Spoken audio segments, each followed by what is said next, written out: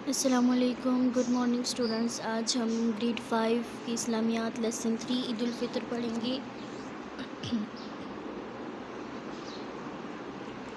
عید الفطر بچوں، عید الفطر اسلامی مہینے شوال کی پہلی تاریخ کو منائی جاتی ہے۔ اسٹوڈنٹس، آپ کو پتہ ہے کہ رمضان کے بعد اسلامی مہینہ جو رمضان ہے اس کے بعد شوال آتا ہے۔ تو جب رمضان کے روزے جو ہیں ختم ہوتے ہیں، ان کی تعداد 29 یا 30 ہوتی ہے، تو جب وہ رمضان کا مہینہ ختم ہوتا ہے اور شوال کا شروع ہوتا ہے تو اس کی پہلی تاریخ کو عید منائی جاتی ہے۔ عید کا مطلب ہے خوشی، یعنی ہم اللہ تعالیٰ کی خوشی کے لیے رمضان کے روزے رکھتے ہیں تو اللہ تعالیٰ خوش ہو کر ہمیں عید کا تحفہ دیتا ہے۔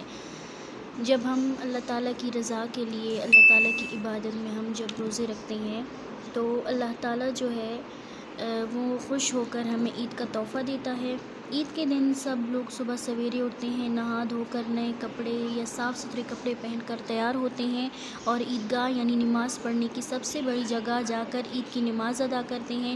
یعنی عید کی نماز وہ کیوں ادا کرتے ہیں؟ وہ اس لیے ادا کرتے ہیں کہ اللہ تعالیٰ نے جو مسلمانوں کو عید کا تحفہ دیا ہوتا ہے تو وہ اس تحفے کا شکریہ ادا کرنے کے لیے، اس کا شکر ادا کرنے کے لیے عیدگاہ جاتے ہیں، نماز پڑھتے ہیں۔ عیدگاہ جاتے ہوئے راستے میں تکبیر تشریق پڑھتے ہیں، جس کا مقصد اللہ تعالیٰ کی عظمت اور تعریف بیان کرنا ہے۔ تکبیر تشریق کے الفاظ یہ ہیں: اللہ اکبر، اللہ اکبر، لا الہ الا اللہ، واللہ اکبر، اللہ اکبر، وللہ الحمد۔ اللہ بہت بڑا ہے، اللہ بہت بڑا ہے، اللہ کے سوا کوئی عبادت کے لائق نہیں، اور اللہ بہت بڑا ہے، اللہ بہت بڑا ہے، اور تمام تعریفیں صرف اللہ کے لیے ہیں۔ یعنی یہ راستے میں جاتے وقت یہ تکبیرات پڑھی جاتی ہیں، یہ تشریق پڑھی جاتی ہے تاکہ اس سے اللہ تعالیٰ کی تعریف بیان ہو سکے۔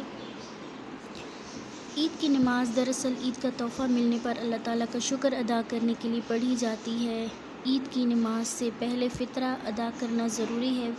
فطرہ کیا ہے؟ فطرہ ایک مخصوص رقم ہے جو غریب مسلمانوں کو دی جاتی ہے۔ اس کے دو فائدے ہیں۔ پہلا فائدہ کیا ہے؟ پہلا فائدہ یہ ہے کہ ہمارے ساتھ غریب مسلمان بھی عید کی خوشیوں میں شریک ہو جاتے ہیں، اور دوسرا فائدہ ہے کہ رمضان میں ہم سے جو چھوٹی چھوٹی غلطیاں ہوئی ہوں ان کا کفارہ ادا ہو جاتا ہے۔ یعنی جو ہم سے چھوٹی چھوٹی غلطیاں ہو جاتی ہیں تو فطرہ دینے سے ہماری وہ غلطیاں معاف ہو جاتی ہیں۔